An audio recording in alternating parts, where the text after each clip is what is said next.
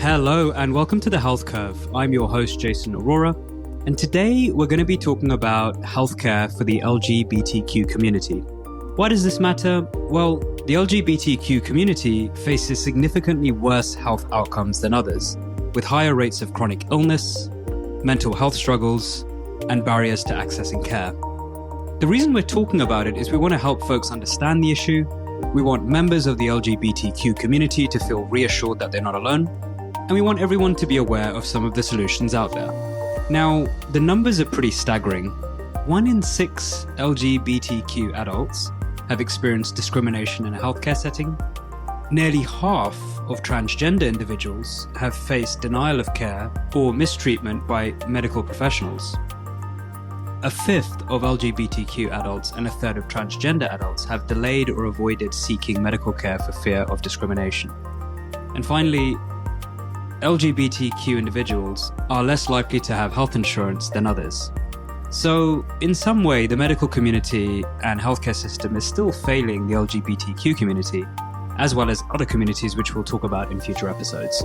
But for today, we want to understand why this is happening for the LGBTQ community and what we can do about it. So to help us unpack this, I'm joined by Justin Ayars, who is a former healthcare trial attorney turned serial entrepreneur, and now the founder and CEO of EqualityMD, which is a company that is dedicated to making healthcare more inclusive and accessible for LGBTQ patients. Really good to have you here, Justin. Thank you for joining. Thanks for having me, Jason. It's a pleasure.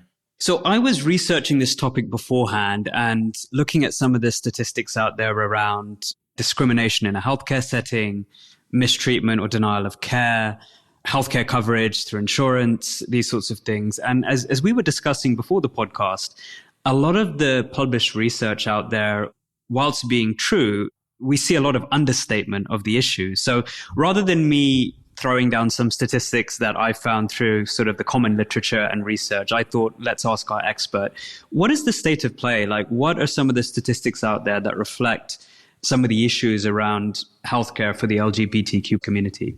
That's a great place to start is where are we right now? And it's not in a good place. The one thing the pandemic did was put a big spotlight on all kinds of glaring healthcare inequities that different underserved communities have endured for generations. So for our community, the LGBTQ community of which I identify, 1 in 3 experience discrimination in a clinical setting. And that causes 1 in 4 to avoid care altogether, either because they've experienced that discrimination or they're fearful of experiencing that discrimination in a doctor's office. 1 in 6 are denied care, so they show up and the doctor finds out of their LGBTQ status and decides not to give care. And 1 in 8 live in states where doctors can legally deny care. 1 in 5 experience discrimination from insurance companies. And 17% of our community are uninsured, which is twice the national average. And 43% are underinsured, which is 1.5 times the national average. And we were able to get this information by doing a massive 5-month customer discovery project in partnership with Cedars-Sinai, UC Berkeley, and the National Research Institute with their healthcare division. And we found that because our team at EqualityMD, we're all members of the LGBTQ plus community, and therefore there's an inherent level of trust. We're also leaders within our respective domains that we bring to the table to the company. And because we've lived the problem we're solving, there's more trust in us asking the question rather than a big university asking the question or a research entity asking the question. And that's why we were able to get some of these staggering statistics that are not part of the sort of general research you might find doing a Google search. Astonishing. I mean, the numbers are truly staggering. And we know that there are lots of inequities in health outcomes, access to healthcare, et cetera. But this is a group that's not really talked about enough. And the inequality and the health issues are really bad. So that's a helpful way for us to set the scene, I think, Justin. I guess maybe it makes sense to start with a little bit about your journey and your background and how you came to focus on the issue. Sure. So I graduated law school in 2007, had a clerkship, and then the Great Recession hit, and I was lucky to get a job. And the job I took out of necessity was defending insurance companies in healthcare litigation cases. So don't hold that against me. Easy job. Yeah, right, right. So I was working for the dark side, if you will. But after about a year and a half of doing that, the Great Recession dragged on and on and on. And young attorneys like myself, and the last one in, first one out. So I lost my job like almost 65% of my graduating class. And I swore never to go back to healthcare again because then I saw from the inside how inequitable our system was. And lawyers, as I jokingly say, are really counselors at life, not just counselors at law. We get asked questions that span the gamut of the human condition. And traveling across the country in various capacities as a serial entrepreneur for the past 15 years, I've engaged with everyone from Fortune 500 executives to nonprofit volunteers. And the most common question I've received from people, no matter what their geography or walks of life, has been, where can I find a doctor who makes me feel safe? And this really resonated with me because I'm whiter than paper. And so I go check out with a dermatologist every year or two just to make sure I'm being preventative in skin treatment, cancer treatment. And I had a new doctor in DC, which is the highest gay population per capita. And I made a self-deprecating joke about my sexual orientation because I was sitting there naked in a hospital gown and already feeling kind of vulnerable and awkward. And when I made the joke that I was gay, the doctor was putting on the gloves and he said, I can't complete this physical examination because I don't feel comfortable touching your skin. He took his gloves off and walked out of the room and leaving me feeling less than human. But that's when I realized my experience is really not uncommon. And all those stories about people asking me that question, where can I find a doctor who makes me feel safe, came top of mind. And it stayed top of mind during the pandemic when everyone was talking about healthcare. And that's the one good thing the pandemic did, was it showed how drastically different certain communities perceive and receive care compared to others. And LGBTQ, as you mentioned, is much needed to talk about because it represents every other demographic out there, from racial minorities to military veterans. What are some of the most shocking or frustrating stories that you've heard from others in the community? Can you give us a couple of examples? Sure. So a large number came from the lesbian and bisexual female community, largely when they had children. And they brought their children in with either their spouse, their female spouse, or their female partner, or however they wanted to identify the other adult they brought with them. And doctors continuously asked them, who's the father? Where's the dad? Where is he? And they said, there is no father, to the point where sometimes the doctors would ignore the other woman in the room as the mother or the partner. Similarly, a lot of lesbian and bisexual women, primarily lesbians who only sleep with women, have been asked for pregnancy tests and insisted that they receive pregnancy tests when they say, I don't sleep with men, I'm a lesbian. And the doctors would say, basically, they're checking a box and they have to do it. When doing some interviews as part of this 32,000 plus patient survey, and then 350 plus in-person interviews, we also spoke with clinicians. One doctor, and I had this quote because I think it sort of hits the nail on the head. I'm a healthcare provider and I know just how uninformed my peers can be when treating LGBTQ patients. I'm painfully aware that I did not receive any LGBTQ cultural competency training in medical school, and this has impacted my practice. And I think that really gets to the heart of it, is that there's a lack of training in medical school so that when doctors are presented with patients who present differently, be it the sexual orientation, gender identity, it's not that they don't necessarily have a malicious intent towards these patients. It's they don't have the skill sets to be able to create that safe space in which the patient that they're seeing feels comfortable to be their authentic and vulnerable self in front of them. And this is something we're going to come back to. As a member of the medical community myself, obviously makes me sort of very angry to hear that my peers are, behaving in this way. But then there are issues around training and knowledge and skills. And this is an issue that needs to be taken to the right sort of institutions to train up our future doctors, our future nurses, to be able to serve all patients better. So we've talked about some statistics about health outcomes, access to care, etc. What other kind of unique issues in healthcare does the LGBTQ community face that they're underserved in by the current healthcare system? So in 2016, the National Institutes of Health declared the LGBTQ community what's called a health disparity population. And that, by definition, means that they have historic lack of access to care and unique healthcare concerns. A lot of people think, oh, HIV, AIDS, and STDs, but it's much more than that. Lesbian women, for example, have higher rates of intimate partner violence, have higher rates of mental health issues, obesity, and substance abuse. And all of these things can lead to physical and mental trauma, depression, anxiety, cardiovascular issues, type 2 diabetes, cancer, and heart disease. So these types of issues, if not addressed, then they're not treated. And I always say doctors can't treat what they can't measure, but they also don't know what questions to ask. And if they're not asking the questions, they're not getting the information to be able to treat the patient and ask the questions that might be able to get them the kind of care that they really need. There's another stat I came across that, and this is probably another understatement. So if you can help us correct this, please do. That youth in the LGBTQ community are 4 or 5 times more likely to attempt suicide than their straight peers. Is that accurate? Sadly, yes. Yeah, and so we kind of understand now just how big the disparities are, how big the issues are, and this is a diverse group in itself, of course, as well. We've grouped together a few different categories, if you will, in this sort of macro group. I mean, how did the disparities and the issues, the unique needs vary across the LGBTQ plus community itself? Sure. I'm a big Star Trek geek, so I like to use some of the phrases they have there. And one is infinite diversity and infinite possibilities. And that's pretty much what the LGBTQ community is. It's infinite diversity, but there are also infinite possibilities of challenges when it comes to healthcare issues. If you're a racial minority, say you're African American, male, and a military veteran, you might be living with issues that relate to your race, issues that relate to your service, perhaps PTSD, and issues that relate to your sexual orientation, being gay. All of them converge when you go to the doctor for anything.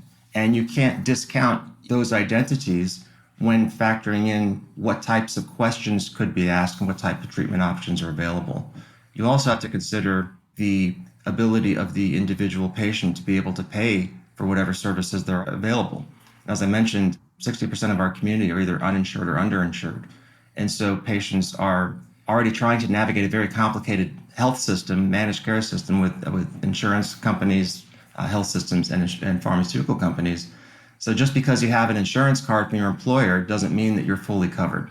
So it's hard to be able to figure out where you fall in the covered spectrum when it comes to your different identities when receiving care. How much of this is cultural, political, or religious, do you feel? I don't think you can discount those elements. One of our investors invested as a straight ally because when he was doing the rounds as his residency in Los Angeles at a hospital, there was a man that came in on a stretcher at the wee hours of the morning from a car accident, bleeding profusely. His gay lover was with him, and the doctor he was shadowing said he wasn't going to treat the guy on the stretcher because he was bleeding and didn't want to get AIDS. This was not long ago, and there are still people who, just because they have medical degrees or law degrees or any type of advanced degrees, doesn't mean they're good people. There are always bad apples. Now, the vast majority are not. I don't think people go into medicine to not treat people, but there are sometimes issues. I said 1 in 8 LGBTQ folks live in states where doctors can legally deny care. And those reasons are for religious or other types of personal convictions where they can say, I don't need to treat this patient because of the strongly held beliefs I have. And I think that's a big problem. Yeah, and that gets us onto the medical community and training of doctors and nurses and our ethical obligations. When I was trained in the UK, as you know, and this is true universally. You're trained to treat all patients equally, irrespective of their background or beliefs. So there is the ethical aspect of this, but then there is the practical training aspect of this, in that many medical schools don't provide any or enough formal education on LGBTQ health specifically. Now, this is also true for other quote unquote minority groups, but doctors and nurses, when surveyed, a lot of them don't feel entirely comfortable treating LGBTQ patients because of a lack of training, lack of understanding of the unique health needs. They don't want to ask about sexual orientation because they don't want to make patients uncomfortable, even though they'll ask them to fill a form out asking the same thing, which is kind of strange. And then, of course, implicit bias, which goes back to some of, the cultural, political, or religious things. So as someone who has worked with physicians and nurses and other healthcare professionals, what's your perspective on what's missing here? How much of it is down to training? How much of it is that, these medical professionals are not abiding by their ethical obligations? And beyond those things, what are the other things that you see as being issues with the medical community that they need to overcome to sort of meet the moment on this? In the end of the day, it comes down to a lack of data about how our community, which is about 20 to 30 million strong in the US, no one's really sure because not everyone's going to raise their hand and say, please count me when counting LGBTQ people in America. It's an invisible population in that sense, isn't it? Exactly. Because even when patients in our community go seek care, they can choose not to come out. And if they don't, they're not being asked questions that they probably should be asked that can help them with preventative issues and keep them out of the emergency department. But you see, in terms of the lack of data, it really exacerbates existing health disparities, creating a cycle of decreased patient engagement and worse patient outcomes. And to combat this, there has been some, not so much formal training in medical schools in the US per se, but there are certainly some wonderful organizations out there that do LGBTQ cultural competency training. Some provide continuing medical education credits for it, and that's wonderful.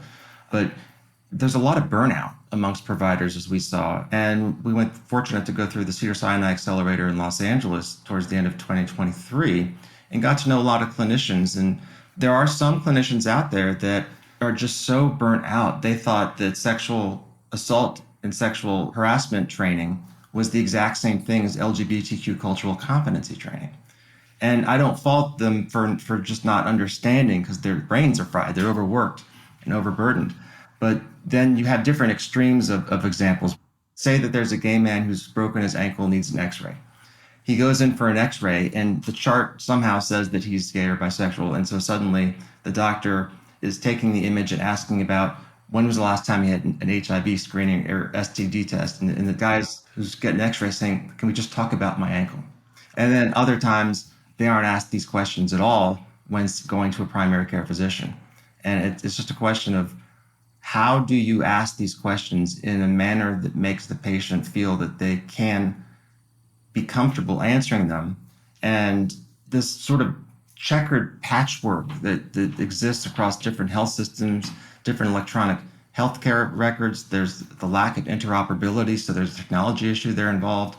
The heart of it is a lack of data. And that's something that we at EqualityMD are trying to tackle in addition to providing inclusive healthcare through our telehealth platform. The interesting thing about this aspect to me is that as a medical professional, when you're trained to assess, understand a patient before you treat them, you have to develop a picture of the human being that you're treating, both from a biological perspective and a non-biological perspective. And this is like the basic level of personalized healthcare, right? In that when you take a history, you're asking relevant questions so that you can provide them with the appropriate plan and treatment. Again, not just biologically in terms of, the drugs they may take or whatever, but also in terms of lifestyle changes and, contextual factors, things they can or cannot do in their day-to-day lives. You take a social history. Typically, you want to understand, do they smoke? Do they drink? Are they married? Do they live alone? These sorts of things. And so to me, when you are having that consultation, being able to ask these questions in the right way. And I think first understanding why they're important and why they need to be in that pro forma of taking a history for a patient. And back when I trained in medical school, I cannot confidently say that we were trained to ask about sexual orientation. We were trained to ask about a lot of other things, but starting with the fact that this is a variable that impacts health outcomes and will impact access to care. If you're seeing a patient and what they're going to do when they leave your office or they leave the ER or whatever. And so this has to be built into the rubric of how you assess a patient, I think, from, the medical perspective. And this needs to start in medical school, really, in the way we train our healthcare workers. Absolutely. And I don't know how that can be implemented in a consistent way. And that's the key thing is there's very different ways in which these types of issues can be addressed through training, but not all training is created equal. And I think that there are some best practices out there. One of the organizations that we work with is the National LGBTQIA Health Education Center out of the Fenway Institute in Boston. It's sort of a gold standard for cultural competency training. And there are other wonderful organizations out there, some private companies like Violet, some nonprofit organizations, and there are more and more of them. And this goes for other underserved communities too. So I don't think there's a single answer. It's just that there's a need for the provider to be willing to undergo this type of training, whether they get CME credits or not, because they're going to be presented more and more with patients who might not look like they do. And what's interesting is just because a doctor identifies as LGBTQ, for example, doesn't mean they're going to be able to deliver culturally competent care, because they could still be an asshole. Absolutely. I kind of want to get into health insurance and regulation and some of the issues around that. Maybe it makes sense for us to start with the Affordable Care Act, as sort of a recent piece of legislation in the US that included protections for the LGBTQ community. Sure. The ACA certainly helped a lot of Americans gain access to healthcare in ways that they didn't. And that passed after I stopped practicing law defending insurance companies in healthcare. So things did get better in terms of access and understanding when the NIH declared our community health disparity population. They opened up a national office of health, minority, and gender studies, which went dark this week. And that was a wonderful resource that was just collecting information and providing best practices and talking about some of the reasons for the discrimination in healthcare that led them to classify our community as a health disparity population. Our team is monitoring it because it's impacting a lot. A lot of people are very concerned by changes that have taken place or might take place under the current administration. So we need to really come together as a community and figure out what resources are available, what information is genuinely legitimate, particularly as people doom scroll through social media. It's fear mongering. It's governing by fear, but there are opportunities for us to find out where are the best sources of information, and we're hoping to be able to provide some of that for our community. We mentioned at the start the executive orders. Are you able to just provide a brief summary as to what we've seen so far? Well, I was speaking with a group at University of Pennsylvania Nursing, EDIOS. They have a wonderful LGBTQ cultural competency organization trying to do research about this very topic. These orders only pertain to federal organizations, federal infrastructure, and businesses that do business with the federal government. However, there's often policy mimicry in the private sector when something so drastically changes in the public sector. And you see first federal contractors, to no surprise, Northrop Grumman and other big ones dropped their diversity, equity, inclusion initiatives, many of which included LGBTQ individuals and organizations and initiatives.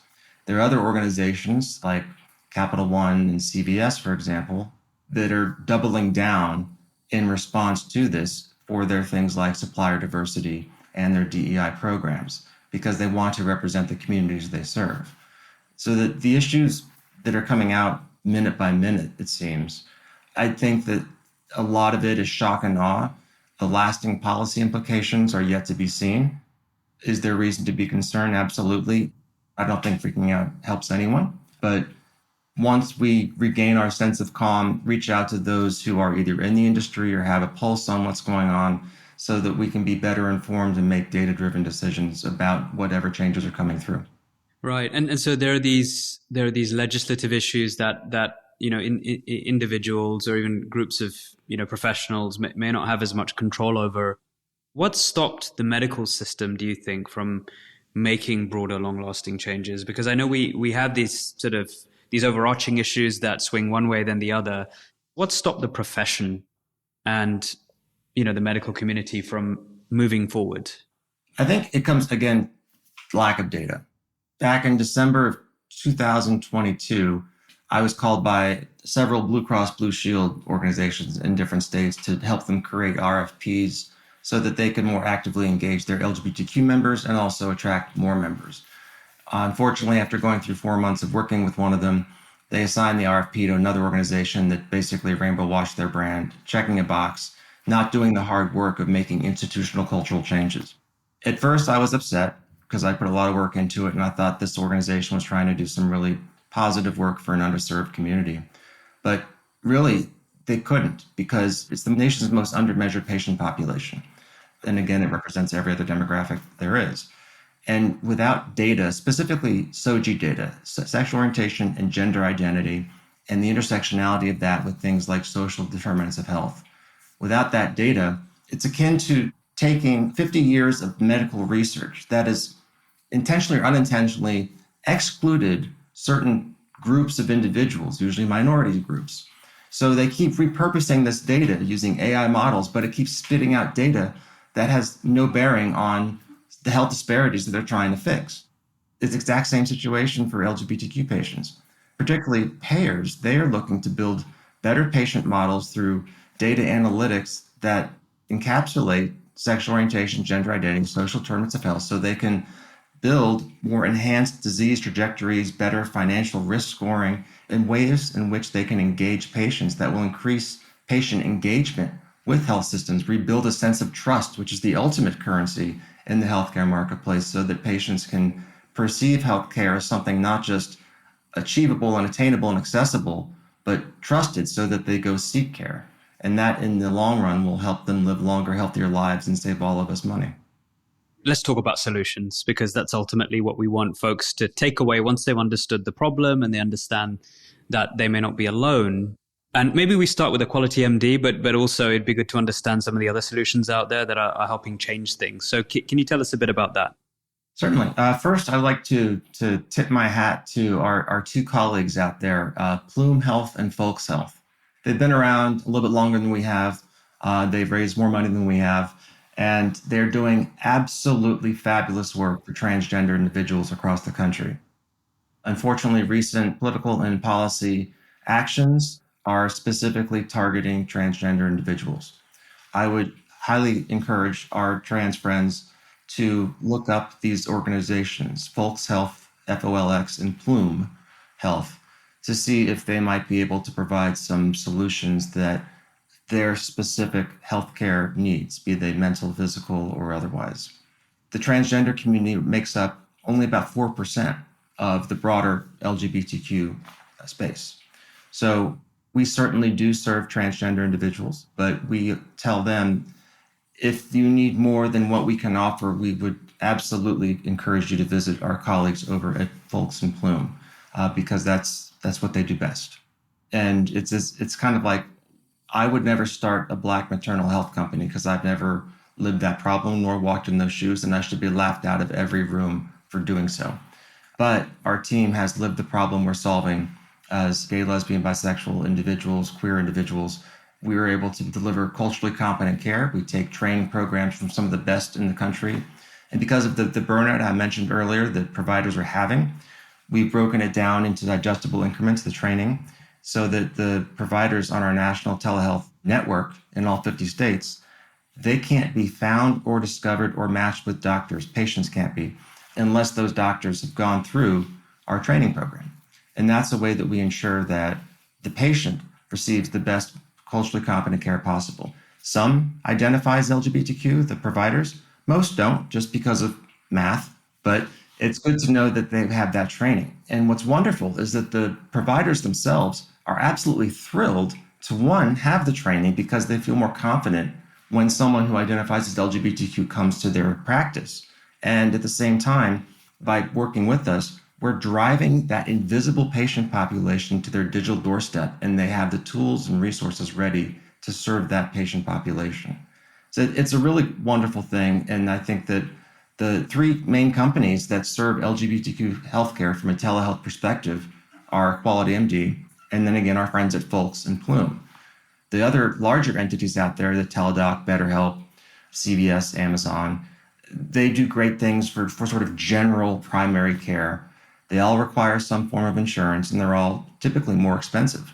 But we know that 60% of our community are uninsured or underinsured, and that's why we don't take insurance, yet we still are able to deliver telehealth and offer prescription medications that is significantly cheaper than managed care plans. Any other solutions that people should know about if they're looking for more help with this issue or even just more information?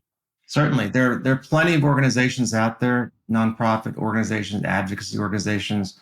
The Trevor Project is wonderful for LGBTQ suicide, particularly for youth.